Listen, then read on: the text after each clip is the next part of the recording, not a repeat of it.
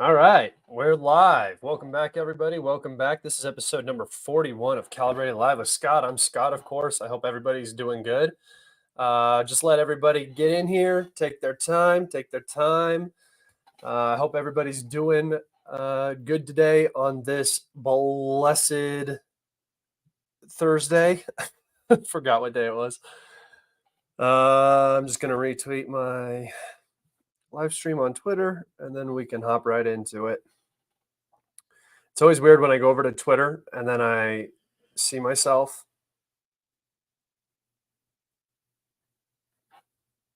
That's always funny.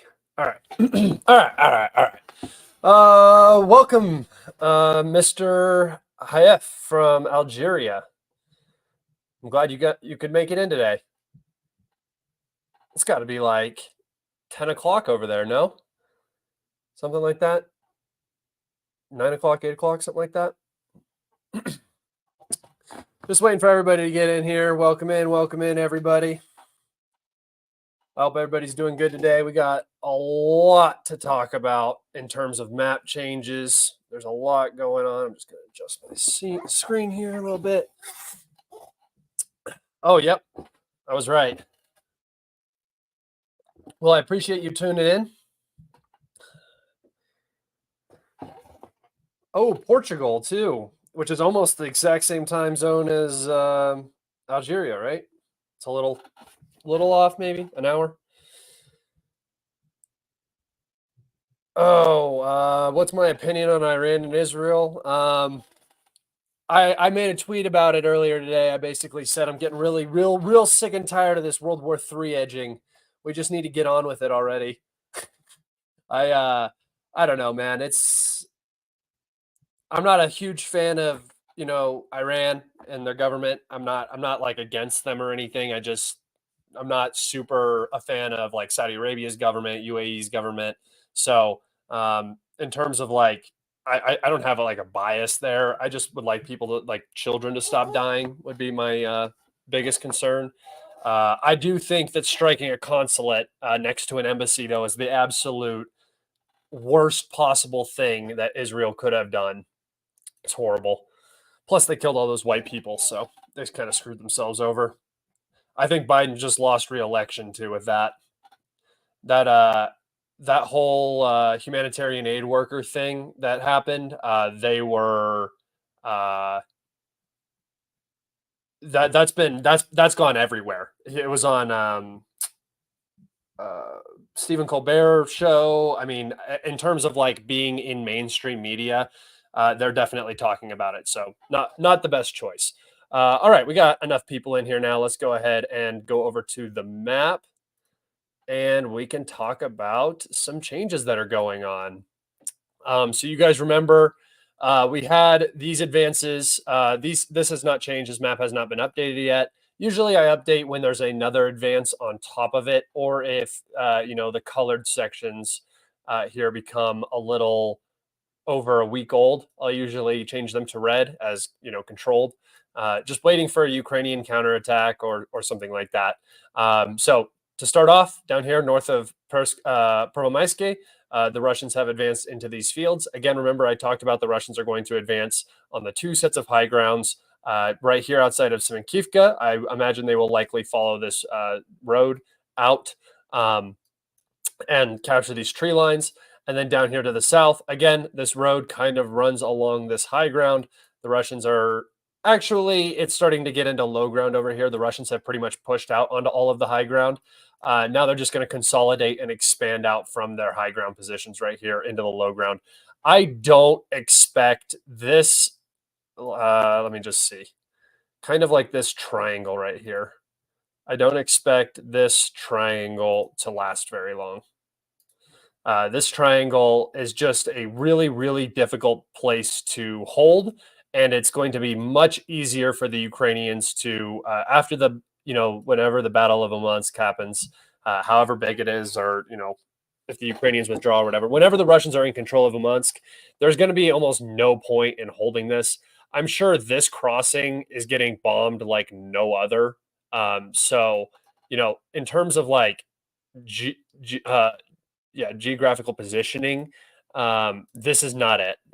You're cut off by a river and a reservoir on this side, and a river and a reservoir on the north side. Actually, two separate reservoirs. So very hard to keep this supplied. There is this little crossing, but I mean, if I was the Russians, I would turn this just into one big reservoir right here if I were them. But that's just me. Uh, I don't think though that this area right here is going to hold for very long. I think the Ukrainians are going to set up a defensive line around uh, Netalove right here, and then up here along this stretch of uh, houses, and then along the reservoirs. So this is the only progress for right now.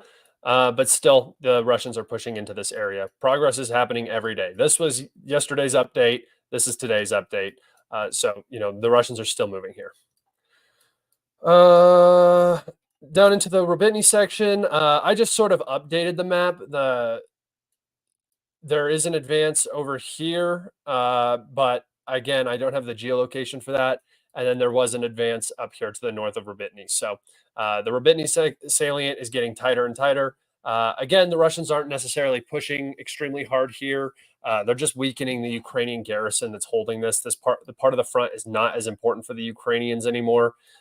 So, the quality of manpower is getting lower and lower. The number of men is getting lower and lower, and the will to hold the settlement and the salient is fading, especially because it's much easier just to hold up here with the urban settlements. All right. All right. Now to the big update. Remember, this was our advance yesterday, and if you remember the day before that, there was another advance into this field area over here. So the Russians have been moving very quickly in this direction again. We got reports yesterday that the Ukrainians had somewhat retreated from the very outside of this, what I call the crow's nest of Chasiv Yar, very isolated and separated. It kind of looks like the top of a pirate ship right here. So, like a crow's nest, the outlook. That's what this area is. Also, they have high-rise buildings here, or tall apartment buildings. So that's why I also called it the crow's nest. The Russians have pushed in across this forested area and down the 0506 highway and have entered the first houses of Chasiv Yar. So officially, we can say that the Battle of Chasiv Yar has begun. I'm actually going to take us over to that. I might get demonetized, but that is a risk I am willing to take for you guys because this is very important that you see this. A Ukrainian drone post footage from the Chasiv Yar attack, and I'm going to show you that footage. There's not a lot of combat, so you shouldn't see combat. But if it does happen and we get demonetized, that's okay. It's more important that this information you guys see this information because this matters to the battlefield. Okay, so this is the attack on Chasiv Yar. Obviously, you guys can go watch the full video on my Telegram or my Twitter. I posted them both there. Links for those you can find in the previous actual video that I posted, not the live stream, in the description if you want. If somebody could also post them in the chat, please, for everybody watching. If one of my good listeners would do that for me, I'd very much appreciate it. What you're about to see here is the very end of the video, but basically the Ukrainians posted this kind of in a the way I was seeing it worded was, these stupid Russians.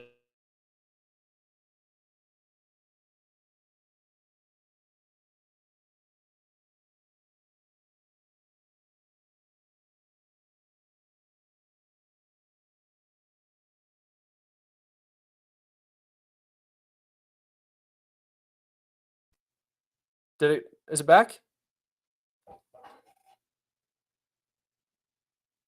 No, I didn't shut it down. If it comes back, let me know. It just said the StreamYard servers were experiencing an issue. Are we back? Okay.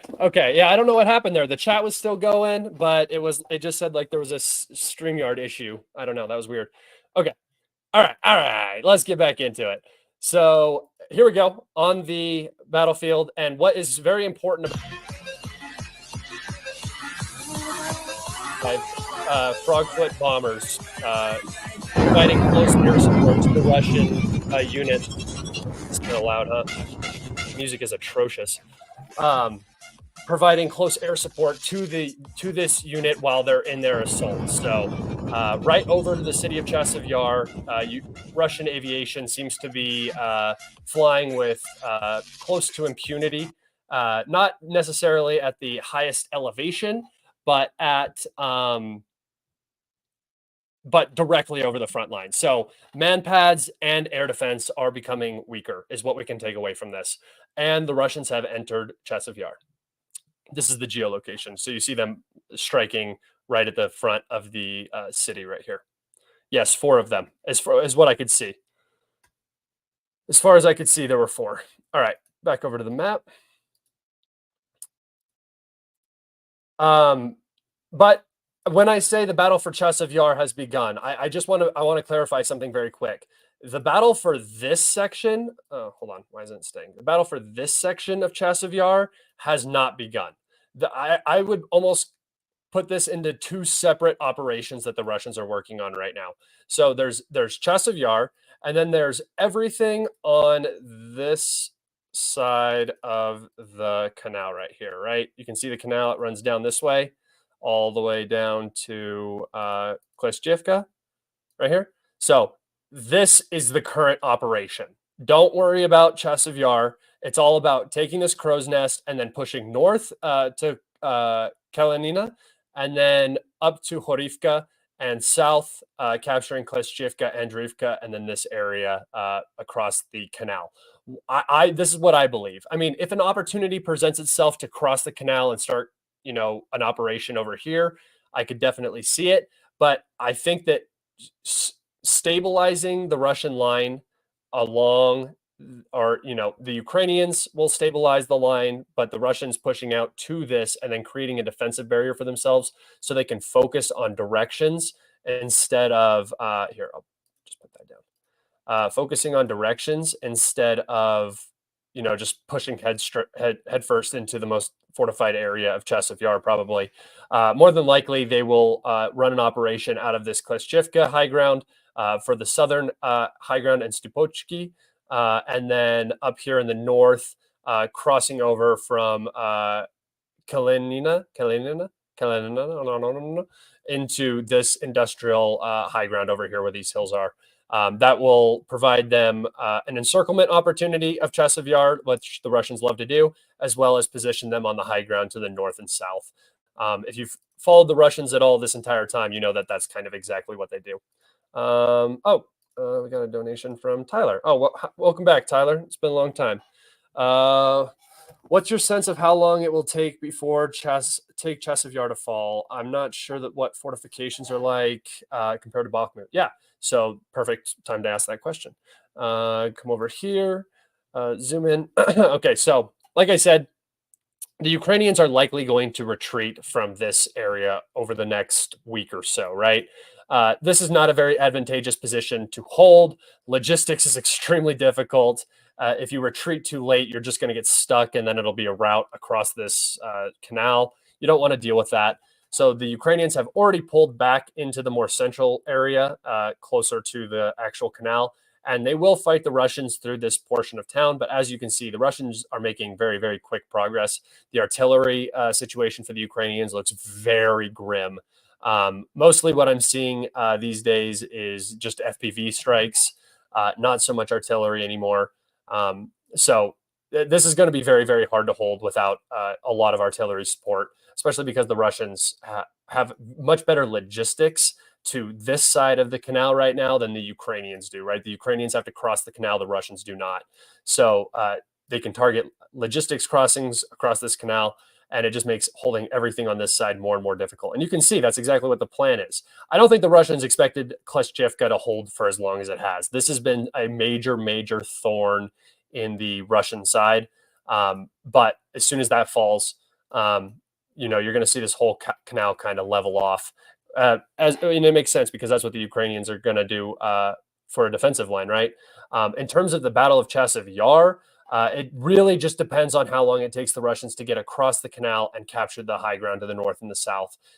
If they do it very quickly and the Ukrainian resistance is very weak, I mean, you could see Chasiv Yar crumble much quicker than we saw Avdiivka crumble, which I would say Avdiivka, the actual battle for the city, started in like December and finished in like mid-February. If things go south here for the Ukrainians, this is not a very wide city. It's actually more like a bunch of these. You know, it's very divided up, and its pre-war population was only 12,000. So, I mean, in terms of uh, like size, it's not very big. It's a couple of different towns that are kind of pushed together too. Like this town back here is a separate town technically than Chasiv Yar, and so is Stupochki down here. So if you mean like the greater area, I would say it's just hard to know because it's hard to know if the Russians are going to actually start this battle, start this operation, because it's a big undertaking, right? If you level off along this canal and then you begin, say, a Seversk operation, right?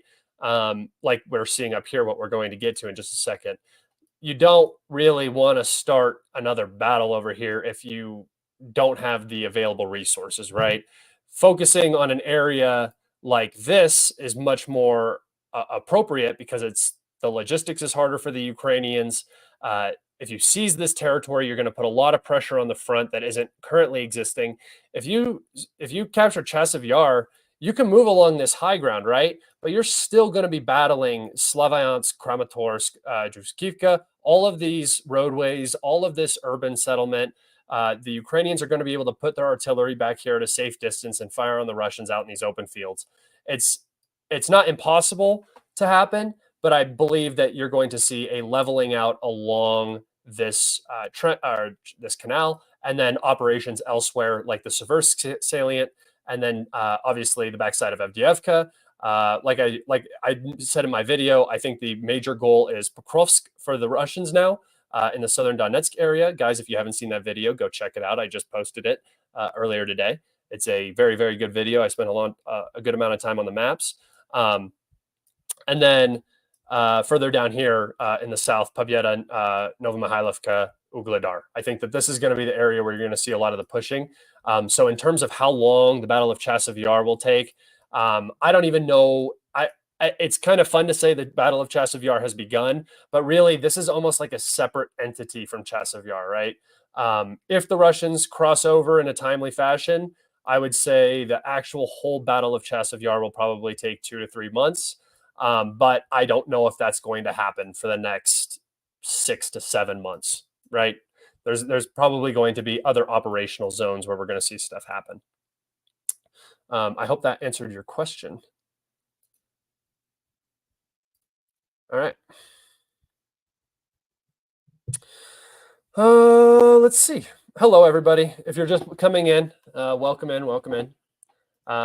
Let's go up here to the Seversk salient. So this is kind of an area people have not been talking about specifically, but the Russians have been making some pretty consistent gains in this area. 5 square miles right here and 2.8 square miles right here. I know miles are not your guys' thing, but that comes out to like, what is it? It's times 2.6 for kilometers, square kilometers. So 8, 16, 20, like 24 square kilometers, something like that. So, I mean, that's pretty sizable. I mean, it's not huge, but for this region, there's almost no progress that's regularly made here, right? So, the Russians advancing here is pretty important. These defenses in this area for the Ukrainians are pretty strong, and it just puts more pressure on this salient where I think the Russians are going to begin really, really pushing hard to kind of collapse it. Because I think that what the Russians want to do before they start approaching Kramatorsk is have this sort of lined up, something like that, right? So now you're looking at the Battle of Le Mans and the Battle of maybe Toretsk in New York, or you can begin putting pressure directly on Kramatorsk and Slavyansk. I think Seversk is going to be the next target as well. All right. Other last big news for the map. The Russians have penetrated Ukrainian lines in the Terny area, have entered into the village, and actually have cut the main highway that connects, down here in Toretsk with Makivka, right? So there's like one road that goes through this whole area. Obviously, there's little bridges that come across. Like this one's been pretty much destroyed. There's this one, which all of these get bombed very heavily. And then there's, you can cross here. But this road is very, very vital for the Ukrainians. There's not even really roads out. Yep, there's like a road down here and then a road up here out of Makivka. So this road is of vital importance, and the Russians are going to expand north and south on this road. So this is probably the most significant update of the day. Accomplishing this, if they end up getting into Terny and this becomes a real problem for the Ukrainians, you're going to see Yampolivka fall really quick, and then you're probably going to see this northern area of the Donetsk, Luhansk Oblast collapse. So that's what's most likely coming up here soon. All right. Okay, if you guys have questions, go ahead and get your questions in. I'm going to cover some news articles and then Twitter stuff, and then I'll get into some questions with you guys. Let's see. All right, first news article that we have.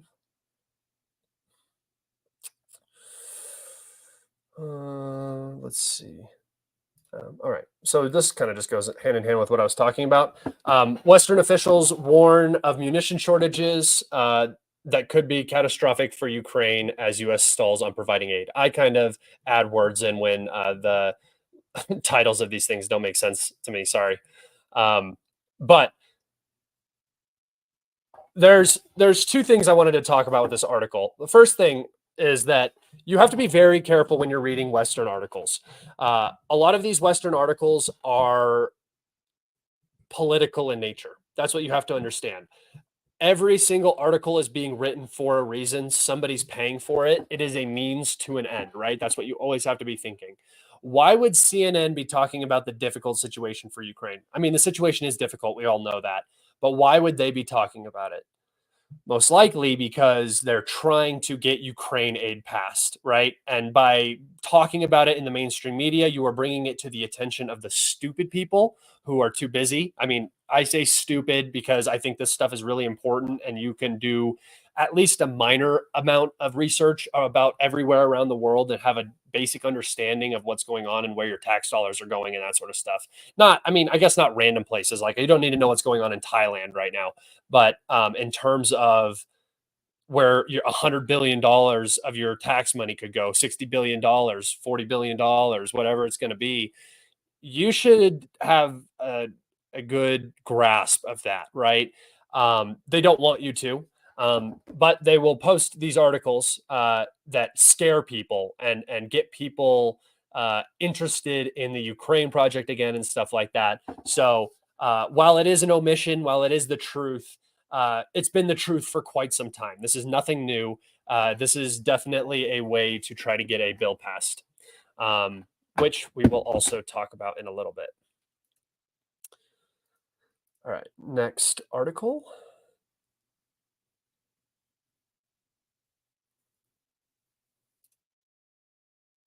Which one's this one? Sorry, my phone started ringing and vibrated off my table, and it's my mama. All right. Okay, Kremlin says NATO ties are at the level of direct confrontation.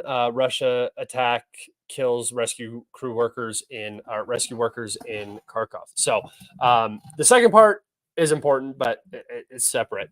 I thought that this was interesting because you have a Kremlin spokesman or an official from the Kremlin. I actually don't remember who the exact source was. Russian Deputy Prime Minister Alexander Grushko. Okay, so that's who it is.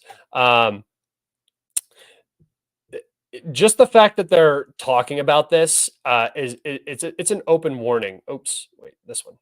Yeah, this is an open warning, right? This is basically saying this is the point where you need to stop. Um, the whole talk, and the reason why they said this is because Secretary Blinken came out today and said that Ukraine will join NATO, right? That's the big no-no for Russia. The whole reason for this intervention was basically the fact that Ukraine wanted to join NATO and Ukraine was talking about getting nukes. There's the protecting the Russian peoples and stuff like that. I have my own opinions on that stuff. I do think there's some of that, but I think that the major crux of this whole SMO was the fact that Ukraine was attempting to join NATO and they were talking about acquiring nuclear weapons once they were in NATO. That could not be allowed for Russian national security, so they went through with the SMO. And now you're seeing the Kremlin basically come out and say, we are at the point where we will strike you if something happens and we, assume that you are connected to it. The ISIS attack, they've made it very clear that they believe that Ukraine and MI6 were involved, not so much the Americans, in fact, but still a NATO member. And even if you don't believe that, doesn't matter what you believe, doesn't matter what anybody believes, doesn't matter what the truth is. What matters is what people are going to say, right? And they're going to say whatever they want. And that for Russia, that's that NATO and Ukraine were involved in this terror attack. They are involved in the ISR, which is striking Crimea, which Russia considers its territory. They're also involved in some way with the drone strikes on Ukrainian or on Russian infrastructure. Even though they don't admit it, they are still running ISR for the Ukrainians. So this is still happening, right? They're getting targeting information. And on top of that, I mean, you have Ukraine invading Russia territory proper, and then they want to become NATO. Russia can't allow that. So through those statements, Secretary Blinken just saying that, he got up and he said, Ukraine will join NATO.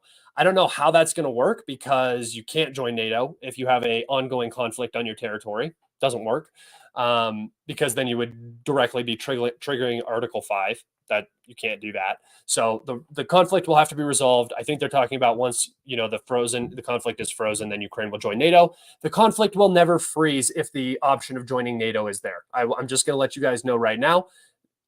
Russia cannot allow Ukraine to join NATO. That is the absolute mandatory outcome of this conflict. And if they join NATO, it will be the destruction of the Ukrainian state. Or if they continue to try to join NATO, it will be the destruction of the Ukrainian state. All right.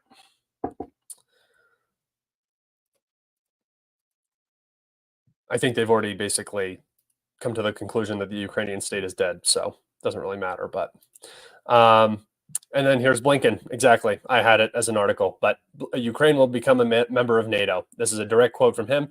Secretary of State Anthony Blinken reaffirmed the U.S.'s commitment for Ukraine to eventually join NATO, but held back on commitments ahead of the alliance's annual summit, which will take place in Washington in July. Ukraine will become a member of NATO. Our purposes at the summit is to help build a bridge to that NATO membership. Guys, I'm pretty sure I've been hearing this for 2 years now. I'm pretty sure I've heard that exact same line for 2 years now. You don't need Blinken up there. Just put up his old recordings and say this is still our line. Why are you paying this guy? Honestly, like they've been saying the same thing. Oh, we're gonna start planning the steps for Ukraine's NATO ascension. Yeah, right, dude. What in 2048? What are you talking about? You were trying to rush Sweden and Finland in, and it took you 2 years. 2 years. And they were in agreement. The only people that weren't in agreement were the Turks and maybe the Hungarians. And you had to blackmail and threaten them or buy them off, basically, to get that done, right? And you're expecting Hungary, Turkey, all of these other, Poland, you're expecting them to be like, yeah, Ukraine, join NATO, get in here. Come on. Come on, man. Come on, Jack. It's just ridiculous. Makes no sense. The year 25, 25, 25. The backwards time machine still had not arrived. All right, let's go over to Twitter.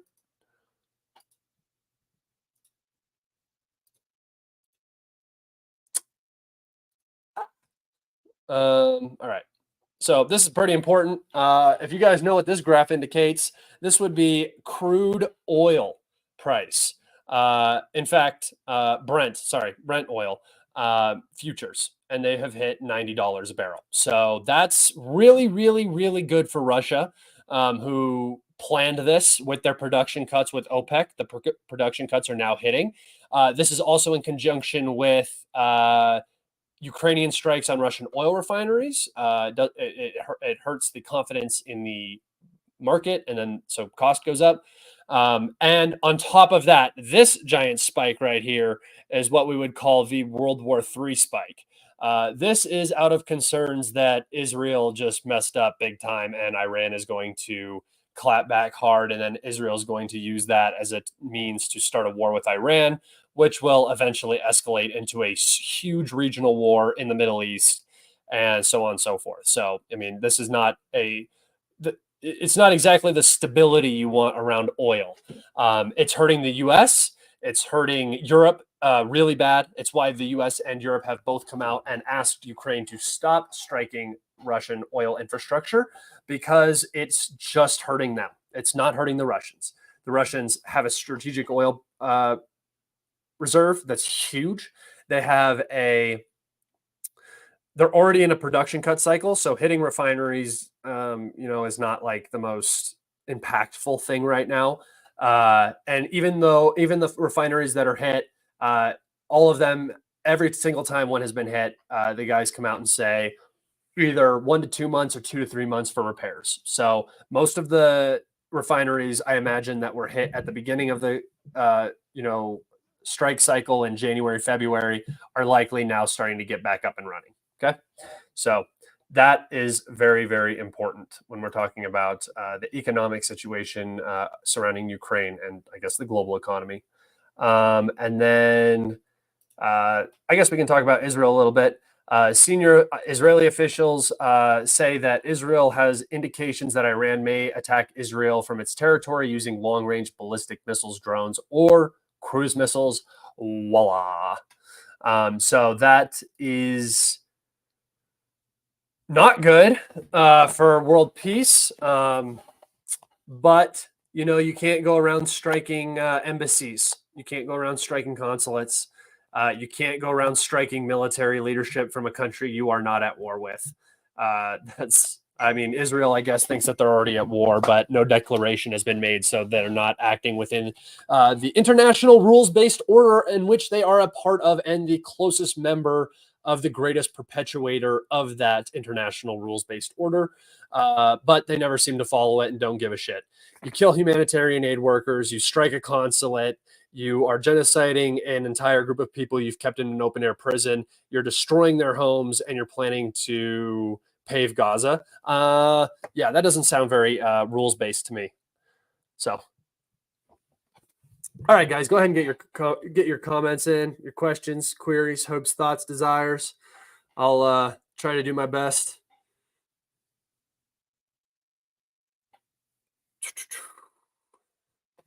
I'll see if anybody asks questions further up, because I asked you guys a while ago. I got onto a little rant there.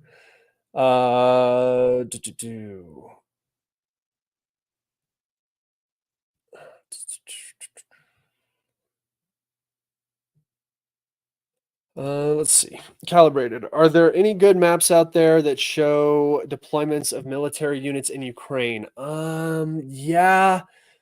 I think if anybody has any suggestions, put them in chat. I see some sometimes, but I don't really like them because it's super hard to tell what units are actually in what area, because they don't send whole brigades in. They'll send in battalions of different units at a time. So you'll have like what looks like 13 brigades in an area, and it's just like half strength battalions. and it can really throw off the perspective of what's happening in a given area.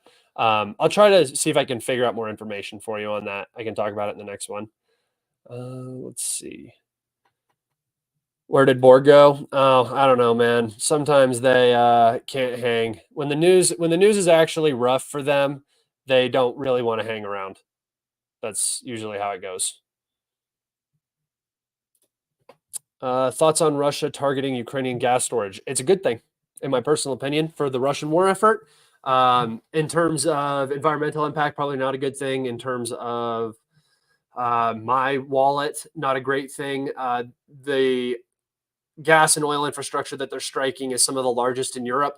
Europe is very dependent on it. And this is another reason why Brent oil is going up, right? And it's just going to keep going up. So if you guys were trying to make some investments or trying to stock up, now might be a good time to do that. All of you should probably have a good 3 to 6 months worth of extra food in your house at any given time. Most of you should also have a firearm if you are allowed to have one. Most of you should also have iodine tablets. Most of you should have all the sort of stuff that you would maybe need eventually one day, maybe. It's always a good idea. Oh, Borgfella is here. Why? Do you think anything will happen between Iran and Israel? I don't want World War III, but it seems Iran is all bark, no bite. No, Iran is trying to exist as a nation that is being targeted from the hegemonic power in the world. It's like the same situation that Russia was in, except Iran is much, much smaller, right, and weaker, and less stable than Russia is right now. So, yeah, if you live, okay, I'm gonna save this for later. I just saw a comment. The reason that they're acting so I don't know, hesitantly is because, well, first off, Israel has nukes. And Israel is in a position where if they get attacked and they feel like they're being threatened, which they already do, they're already bloodthirsty, they're already on edge, they're already expecting this war with Hezbollah and Iran. They're ready to go. They're rearing, right? They're already talking about it. They want it. If Iran does something too escalatory, it will give Israel the excuse. Israel doesn't get in trouble for anything. We all know this. So there's no way that Iran can just sit there and be, wait it out. I mean, they can wait out Israel, but you're not going to wait out the genocide is still going on and we just delivered more bombs to them, right? There's no amount of no response is almost the same as a response, because what the Israelis want right now is the Iranians to respond aggressively. They want an excuse to declare war. They don't need one. They just struck a consulate, so that's an act of war, but never mind that. They just are waiting for Iran to strike Israel. I think that's why they're hyping it up so much. That's why they're talking about it so much. They really, really, really want Iran to attack them. And Iran has the capabilities. They can do it. But you just don't want to catch a nuke, and you don't want to invoke U.S. Direct U.S. confrontation in the conflict as well. You don't want that. That's what Iran doesn't want. That's what they're trying to avoid. It's a balancing act. Israel is just an annoying little problem in the region, or a big problem for some people, but an annoying problem in the region. But the U.S. can destroy Iran, right? They can. They have done it. Before, they've tried to do it before softly, but if they go max like they did against Russia and they actually invoke some sort of kinetic response, Iran is done. So they're in a balancing act right now where they must maintain strength, the appearance of strength, while not escalating and causing the collapse of their regime. I think they should go for it. Like I said at the beginning, quit edging us. Let's just get it over with.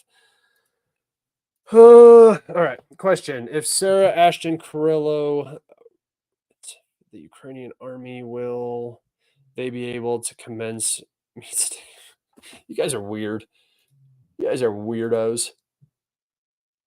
Oh, Bubble said, iodine ain't gonna do shit if you live way too close to DC. Yeah, if you're gonna catch the second sun, I mean, you don't need to prepare for anything, guys.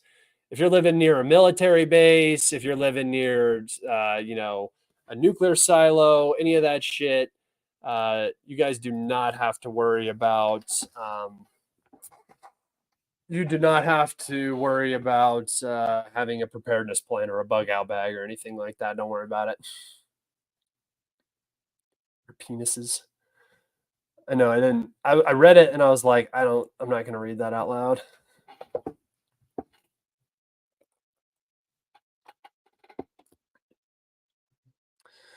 All right. I'm going to end it there. Thank you, everybody, for coming in and watching this live stream.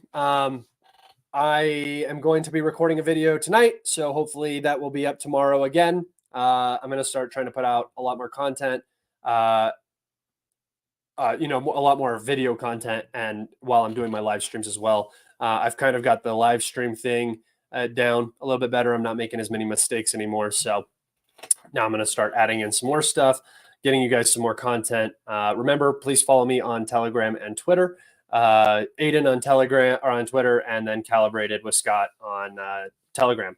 I really appreciate you guys. Thank you for all your support. Thank you for listening to me drone on for 40 minutes. I really appreciate you all and have a great day.